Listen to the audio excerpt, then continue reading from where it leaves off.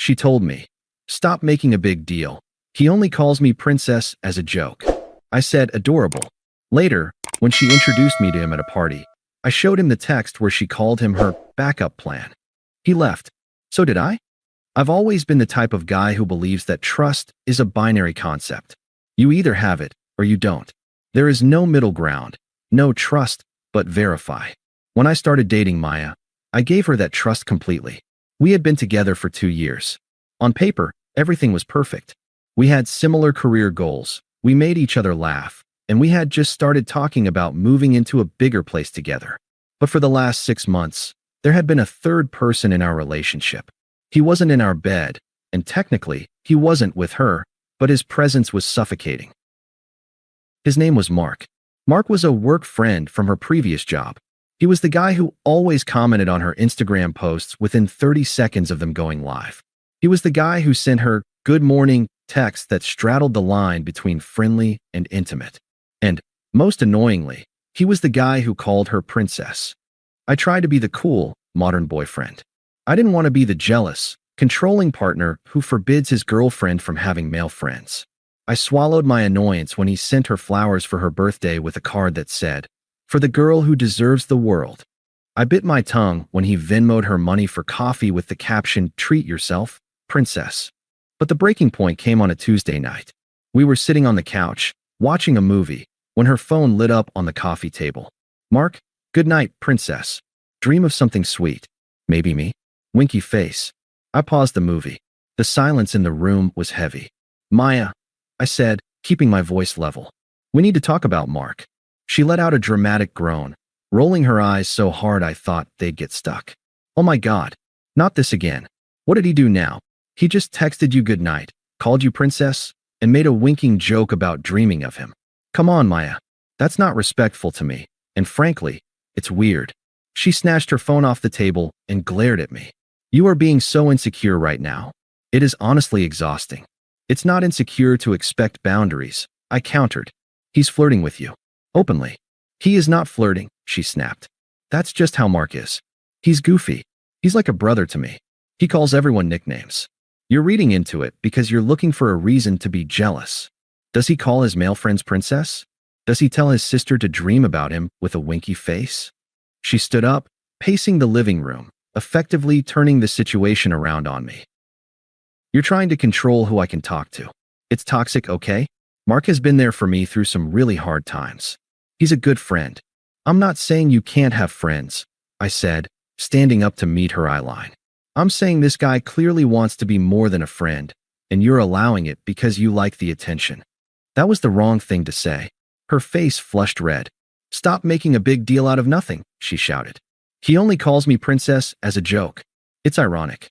You just don't get our humor because you're too busy analyzing everything like a psycho." She took a breath and then delivered the ultimatum. "Look, Mark is having a birthday party this Saturday. I wasn't going to ask you to go because I knew you'd be weird about it, but now I think you have to go. You need to meet him properly, see us interact, and realize how stupid you're being. You need to apologize for acting like this." I stared at her. She wanted me to apologize? She wanted me to go to this guy's party, watch him fawn over her, and pretend I was okay with it to prove I wasn't toxic. "Fine," I said, my voice cold. "I'll go to the party." "Good," she huffed, grabbing her purse. "I'm going to my sister's for the night. I need space. Don't text me until you're ready to stop acting like a jealous teenager." She slammed the door. I stood there in the quiet apartment, feeling that unique mixture of anger and doubt. Was I crazy? Was I actually being insecure? For a moment, she almost had me convinced. Almost. 2 days later, Maya came back. She acted as if nothing had happened, sweet, affectionate, talking about our future. It was a strategy I'd seen before. Punish me with absence, then reward me with affection so I'd be afraid to rock the boat again. On Thursday evening, she was in the shower. I was sitting on the bed, reading a book, when she yelled out from the bathroom. "Babe, can you find that photo of us from the beach last summer? Sarah wants to see the swimsuit I was wearing. She wants to buy the same one." "Sure," I shouted back. "It's on my iPad. The passcode is your birthday." I picked up her iPad from the nightstand. I wasn't snooping. I wasn't looking for dirt. I genuinely just wanted to find the photo of the swimsuit to send to her sister, Sarah. I unlocked it and tapped on the Photos app. Because she had her Apple ecosystem synced, her iMessages were linked to the iPad. As I opened the Photos app, a banner notification dropped down from the top of the screen. Sarah, I don't know. Hearing him talk about it, don't you think you should just cut Mark off? It seems messy. My stomach dropped. I knew I shouldn't click it.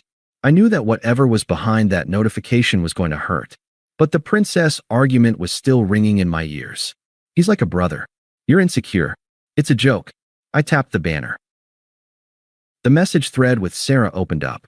I scrolled back just a few hours. They had been discussing our fight from Tuesday night. Maya, protagonist, is being so annoying about Mark again. He literally threw a fit because Mark called me princess. Sarah, to be fair, that is kind of cringe. Why does Mark do that? Maya, I don't know, it's his thing. It makes him feel like a big man, or whatever. It's harmless. Sarah, but you know Mark likes you, right? Like, he's clearly waiting for his turn. I held my breath as I read Maya's response. This was the moment of truth. This was where she would defend our relationship. This was where she would tell her sister that she loved me and that Mark was just a friend. Maya, LOL, obviously I know that. But I can't cut him off. He buys me stuff and boosts my ego when protagonist is being moody. Plus, let's be real. If protagonist ever messes up or we break up, Mark is a solid backup plan until I find someone better. He's pathetic and tries way too hard, but he's useful. Safe. I read it 3 times. A solid backup plan. Until I find someone better. Pathetic. Useful. It was a physical blow. I felt the air leave my lungs. All the time she called me insecure, all the time she told me I was crazy, she knew exactly what was happening. She wasn't naive. She wasn't just friendly. She was calculating. She didn't respect me. She saw me as the current option, liable to be replaced if I became moody, aka had boundaries. And Mark? She didn't respect him either. She was stringing him along, milking him for validation and gifts, laughing at his desperation behind his back. She called him pathetic. I looked at the bathroom door. I could hear the water running. I could hear her humming a song, completely oblivious to the fact that she had just nuked her entire life with a few bubbles of blue text. My first instinct was to storm into the bathroom and scream. I wanted to throw the iPad into the wall. I wanted to pack my bags right then and there. But then I remembered Saturday. I think you have to go. You need to meet him properly and realize how stupid you're being. A cold, terrifying calm washed over me. It was a sensation I had never felt before, the absolute absence of love. It was like a switch had been flipped. I didn't love her anymore. You can't love someone who views people as useful backup plans. I took my phone out of my pocket. I took a high-resolution photo of the conversation on the iPad screen, ensuring the timestamps and names were clear. Then I took a second photo, zooming in on the paragraph where she called Mark pathetic and a backup plan. I closed the Messages app. I found the photo of the swimsuit.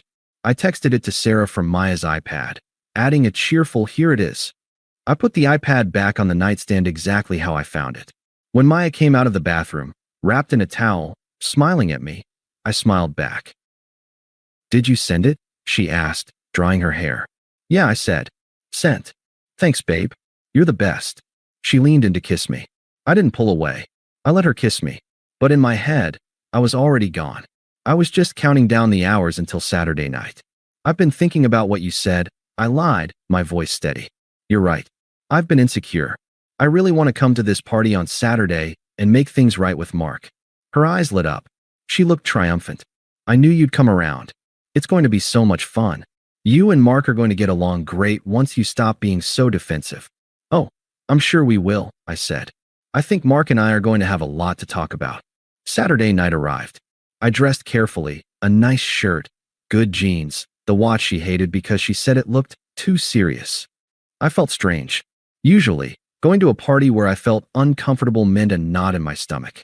Tonight, I felt nothing but a chilling calm.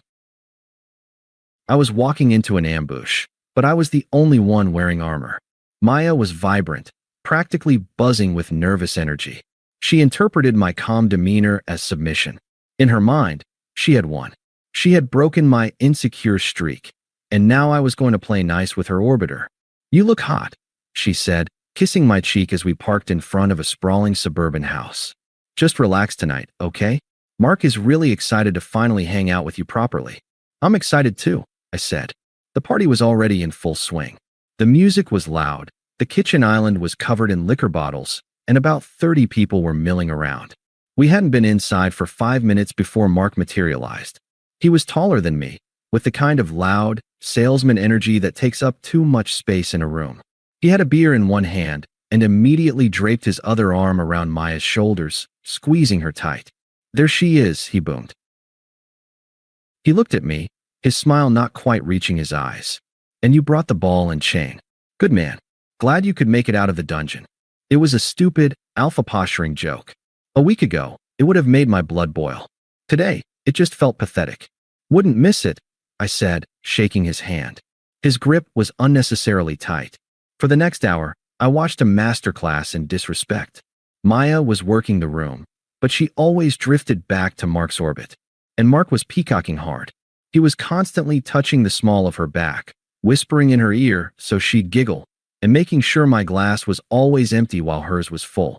Every time he did something boundary-crossing, Maya would glance at me, checking to see if I was going to crack.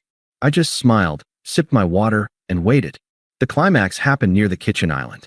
Someone was making a toast to Mark for his birthday. The room quieted down.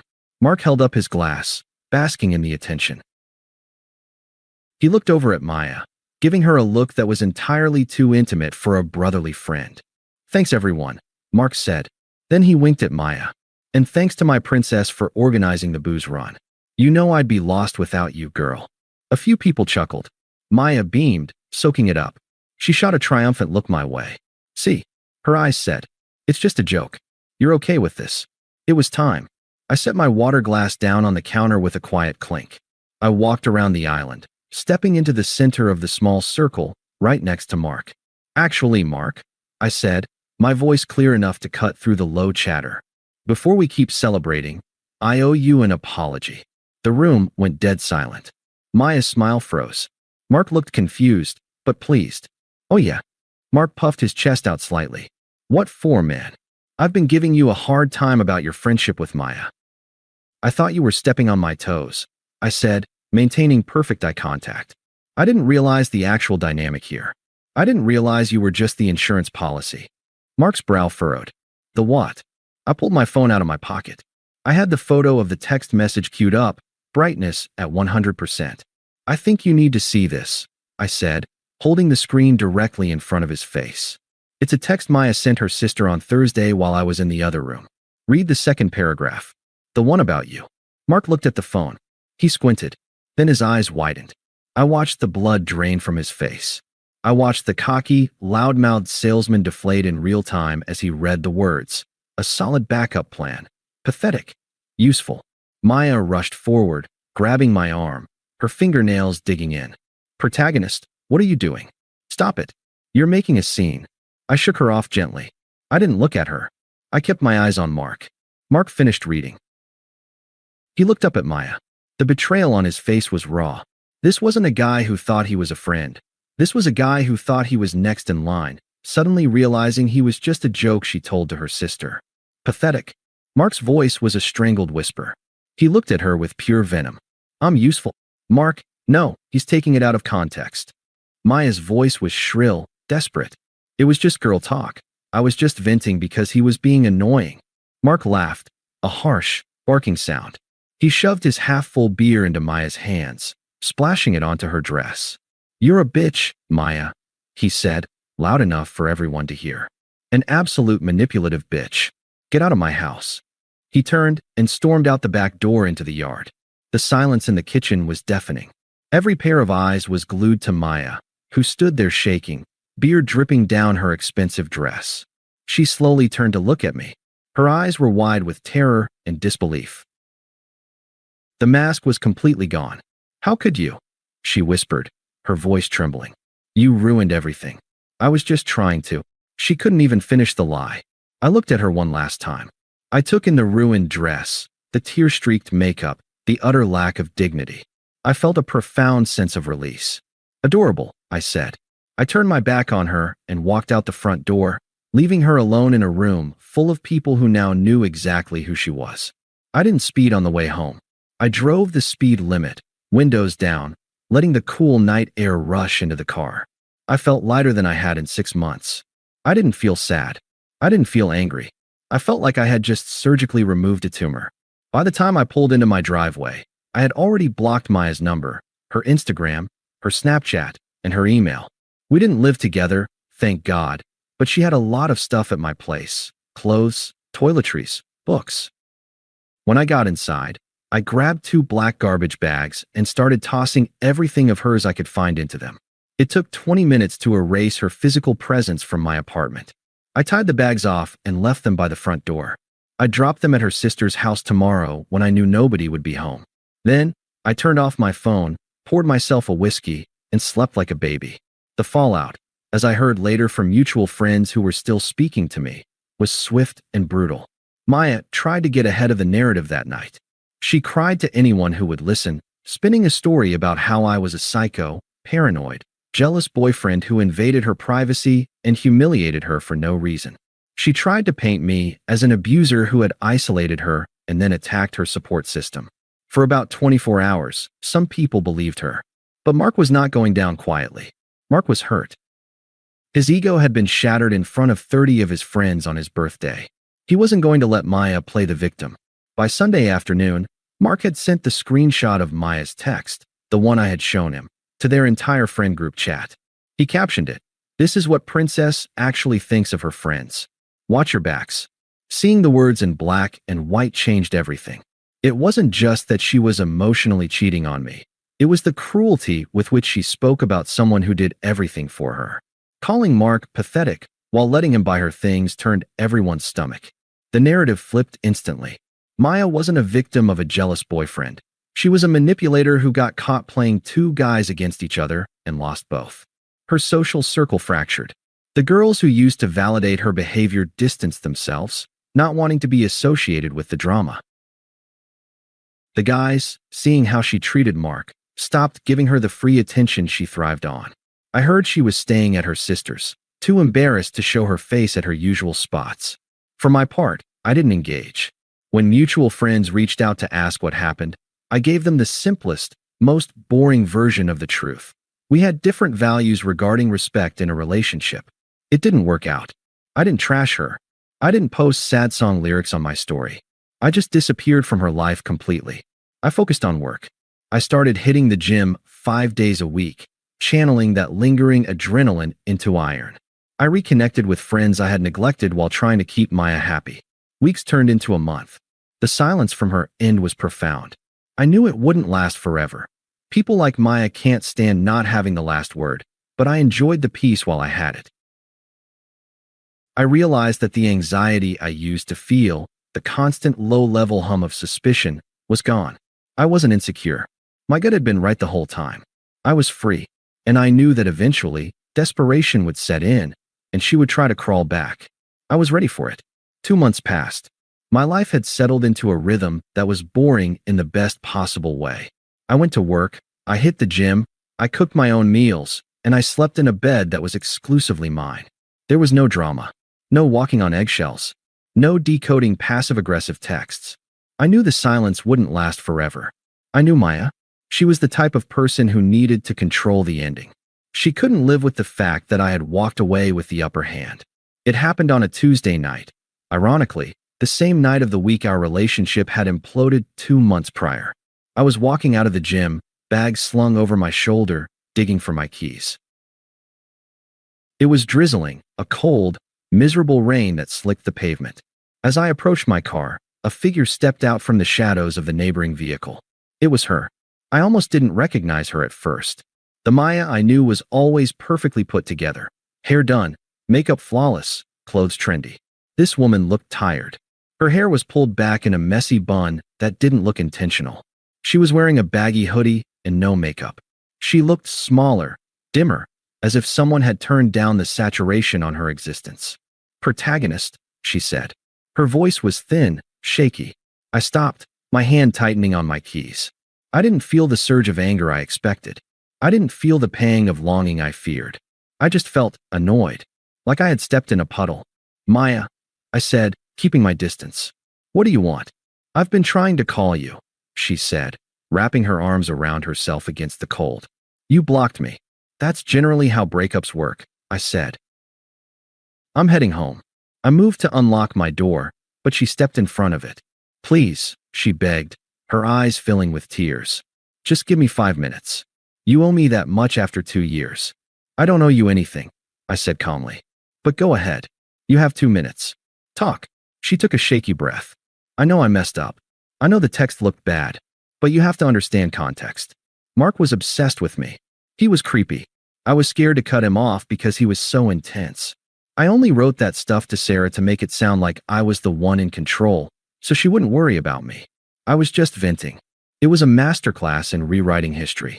In her version, Mark wasn't her brotherly friend or her backup plan. Suddenly, he was a stalker she was bravely managing. So, I said, my voice dry. You called him princess and accepted his gifts and used him for validation because you were protecting yourself. I was confused, she cried, stepping closer. I needed attention because you were so distant. If you had just been more supportive, I wouldn't have needed him. We can fix this. I miss you. I miss my best friend. I've cut Mark off completely, obviously. It's just us now. She reached out to touch my arm. I took a step back, and her hand fell into empty space. When she realized the tears weren't working, the shift happened. The sadness evaporated, replaced by a flash of the entitlement I remembered so well. You know, you didn't have to do that at the party, she snapped, her voice hardening. You humiliated me. You ruined my reputation. People are saying awful things about me because of you. It was cruel. You're supposed to be the nice guy. I was the nice guy. I corrected her. And you treated the nice guy like a placeholder. I made a mistake, she shouted, her voice echoing in the empty parking lot. One mistake, and you nuked our entire life. Don't you think that's a little bit of an overreaction? Don't you think you're being a little bit dramatic? There it was. Even at rock bottom, standing in the rain, she was still trying to gaslight me. She was still trying to convince me that my reaction to her betrayal was the real problem. I looked at her, really looked at her. For 2 years, I had thought she was the prize. I had thought I was lucky to have her. I had put up with the orbiters, the disrespect, and the jokes because I was afraid of losing her. But standing there under the flickering parking lot light, I realized the truth. She wasn't a prize. She was a liability. She was a bad investment of time, energy, and emotion. I checked my watch. Time's up. That's it, she scoffed, crossing her arms. You're just going to walk away? You think you're better than me? I don't think I'm better than you, Maya, I said. My voice was low, steady, and devoid of any emotion. I wasn't trying to hurt her. I was just stating facts. I just think I'm finished. You'll regret this, she sneered, though I could hear the desperation creeping back in. You're going to be alone, and you're going to realize that nobody else is going to put up with your insecurities. I laughed, a genuine, short laugh. See, that's the thing, I said. I wasn't insecure. I was observant, and you proved me right. I unlocked the car door. She didn't move, blocking my path to the handle. Maya, I said, looking her dead in the eye. You played a game. You wanted a roster. You wanted the boyfriend at home and the fan club on the side. You wanted the safety of me and the ego boost of him. She opened her mouth to interrupt, but I held up a hand. But you overplayed your hand. You didn't respect the starter, and you didn't respect the bench warmer. So now, I gestured to the empty, rainy parking lot around us. Now the bench is empty. The stadium is closed. And you're the only one left in the game. Her face crumbled. The anger vanished, leaving only a hollow realization. She looked around, as if suddenly aware of how cold and alone she actually was. I can change, she whispered. It was barely audible. I know, I said, but you'll have to do it for someone else. You're not my problem anymore. I gently moved past her, opened the car door, and got in. I shut the door, sealing out the cold and the damp. She stood by the window for a second, looking like a ghost. She raised a hand, maybe to knock on the glass, maybe to wave goodbye. I didn't wait to find out. I put the car in reverse, backed out, and drove away. I checked the rearview mirror once. She was just a small, dark shape standing alone under the street lamp, shrinking with every yard I put between us. I turned on the radio. A song I didn't know was playing, something upbeat and loud. I turned it up. I thought about the future. I thought about meeting someone who didn't need a backup plan. I thought about a life where trust wasn't a joke. I drove home, and for the first time in a long time, I didn't look back. Thanks for watching. Make sure to subscribe to the channel and hit the like button. What do you think about this story? Share it in the comments.